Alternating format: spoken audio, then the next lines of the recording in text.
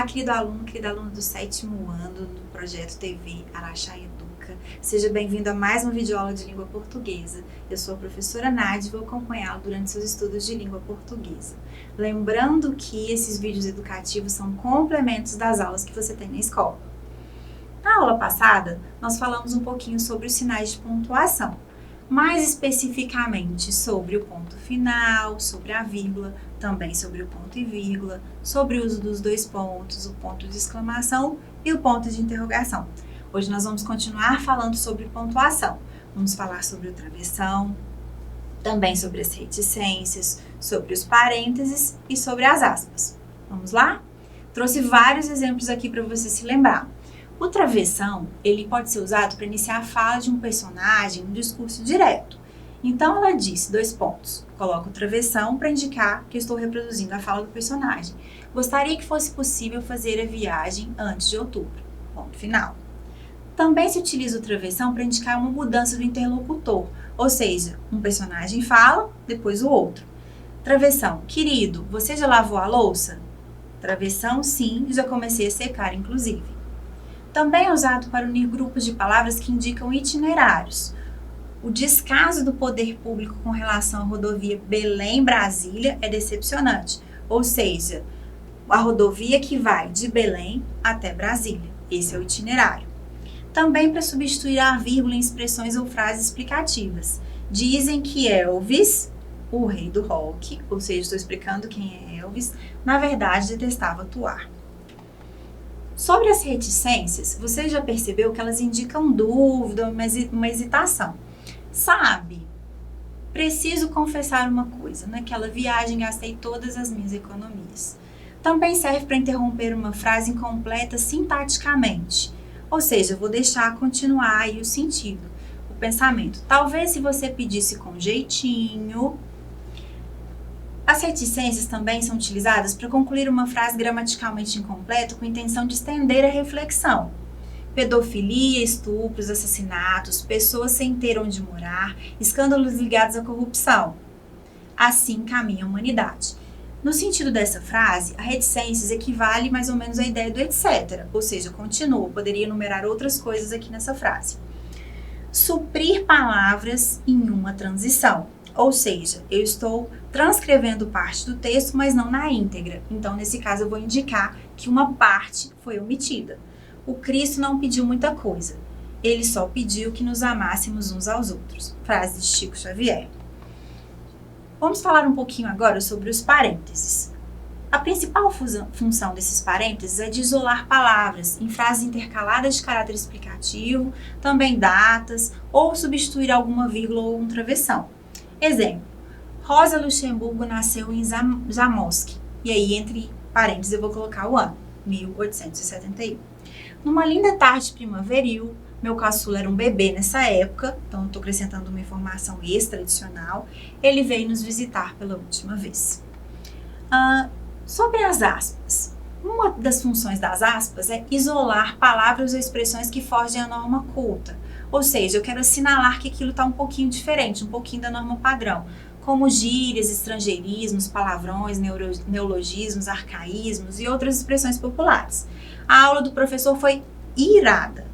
Ele me pediu um feedback da resposta do cliente. Irada é uma gíria e feedback é um estrangeirismo da língua inglesa que a gente incorporou na língua portuguesa. As aspas também servem para indicar uma citação direta. Ia viajar, viajei, 34 vezes às pressas, bufando, com todo o sangue na face, desfiz e refiz a mala. Esse é o trecho do Prazer de Viajar, de Eça de Queiroz. Ou seja, estou reproduzindo exatamente a fala do personagem, por isso coloquei entre aspas. Tem uma observação aqui para você. Se em algum trecho eu já tiver usado as aspas duplas e quiser, no meio desse trecho, indicar que eu vou fazer uma nova citação, eu posso usar aspas simples. Certo? Bom, vamos lá. Vamos praticar um pouquinho. Indique os sinais de pontuação que nós estudamos, que são indicados para 1. Qual sinal você usa para introduzir uma enumeração? 2. Qual sinal você usa para indicar a suspensão ou interrupção de uma ideia ou um pensamento?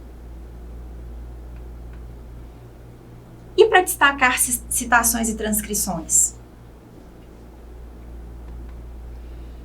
Qual sinal você utiliza para finalizar uma frase declarativa que tem um sentido completo? E para iniciar a fala de um personagem quando eu tenho um discurso direto?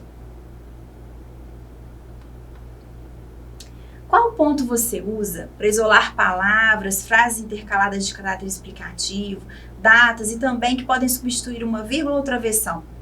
Vamos ver se você acertou? Vamos lá. Introduzir uma enumeração, 2 pontos, para indicar a suspensão e interrupção de uma ideia ou pensamento, reticências, destacar citação ou transcrição, aspas, para finalizar uma frase declarativa que tem sentido completo, ponto final, para iniciar a fala de um personagem em um discurso direto, um travessão, para isolar palavras, frases intercaladas de caráter explicativo, datas e substituir vírgulas ou travessão, eu tenho aí os parênteses. E aí, tenho certeza que você acertou todos, não é mesmo? Que tal a gente praticar um pouquinho mais? Eu trouxe aqui para você um texto de autoria desconhecida que se chama O Eco. Quero que você preste atenção na pontuação e tente identificar a função desses pontos dentro do texto. Vamos lá. Para te ajudar, eu vou fazer a leitura. O eco. Pai e filho caminhavam por uma montanha. De repente, o menino cai e grita: "Ai!"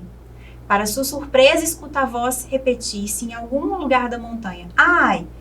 Curioso pergunta: "Quem és?" E recebe como resposta: "Quem és?" Contrariado grita: "Covarde!" E a resposta é: "Covarde!" Então, olha para o pai e pergunta aflito: "O que é isso?" O pai sorri e fala: "Filho, presta atenção." E grita em direção à montanha: "Eu admiro-te." E a voz responde: "Eu admiro-te." De novo o homem grita: "És um campeão." E a voz responde: "És um campeão." O menino fica espantado, não entende. O pai explica: "As pessoas chamam a isso eco, mas na verdade isso é a vida. Ela nos dá de volta tudo o que dizemos. Nossa vida é o reflexo das nossas ações." Muito bacana esse texto, não é mesmo? E o que você acha? Realmente a vida é um eco? Ou seja, nós recebemos o reflexo daquilo que nós fazemos? Bom, vamos lá. Vamos analisar agora a pontuação. Note que as aspas foram empregadas em diferentes partes do texto. Por quê?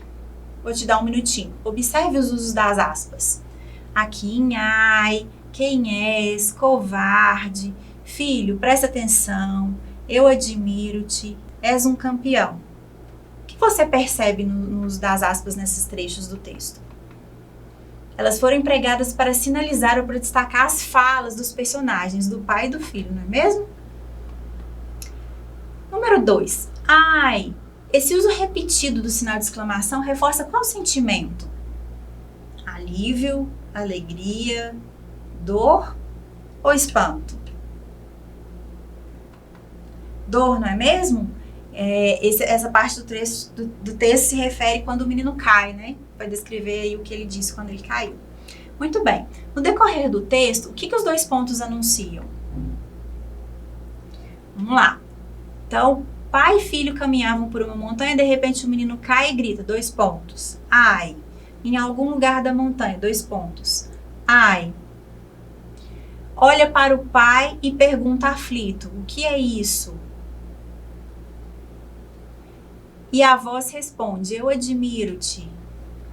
O homem grita, és um campeão. O que você percebe nesses trechos com os 2 pontos? Qual a finalidade desse sinal de pontuação? Muito bom, tenho certeza que você respondeu que é para destacar, né, para indicar as falas dos personagens, do pai e do filho. Quarta pergunta, no último parágrafo do texto, o que eu indico o travessão? Vamos voltar lá. Então, o último parágrafo do texto é esse. As pessoas chamam a isso eco, mas na verdade isso é a vida. Ela nos dá de volta tudo o que dizemos. Nossa vida é o reflexo das nossas ações. Bom, então o que indica o travessão no último parágrafo? O início da fala de uma pessoa, a separação de frases explicativas, uma observação feita pelo narrador ou a conclusão de uma história. O que você acha? Muito bem, o início da fala de uma pessoa. Continuando, pergunta número 5. No trecho, para sua surpresa, escuta a voz repetir-se. A vírgula foi utilizada com qual finalidade? Quando eu tenho lá, para sua surpresa, vírgula, e escuta a voz repetir-se. Para sinalizar o deslocamento de parte da frase para o início, não é mesmo? Nós observamos que a ordem tradicional dessa frase seria: escuta a voz repetir-se para a sua surpresa. Como eu tive um deslocamento desse marcador para a sua surpresa, eu usei a vírgula para indicar. Para a gente recapitular, eu separei aqui um videozinho que vai falar de todos os pontos, todos os sinais de pontuação, toda a pontuação que nós vimos nessa aula de hoje, na aula anterior. Vamos conferir?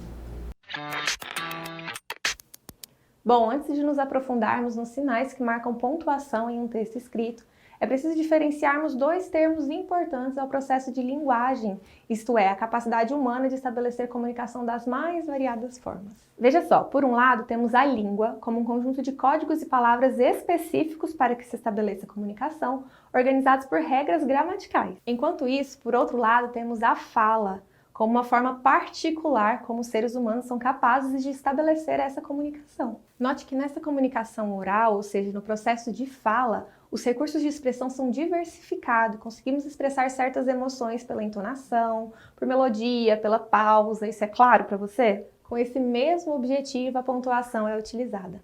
Pontuamos determinadas sentenças a fim de nos aproximarmos da entonação oral.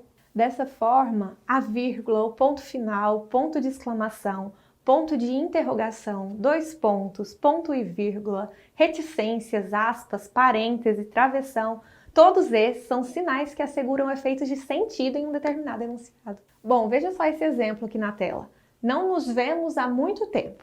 Essa é uma sentença simples, finalizada com a utilização de um ponto final. Esse tipo de pontuação é utilizado para finalizar um enunciado escrito e marcar a sua pausa absoluta. Note agora duas frases semelhantes, mas pronunciadas com entonações completamente diferentes. Olha só. Há quanto tempo não nos vemos?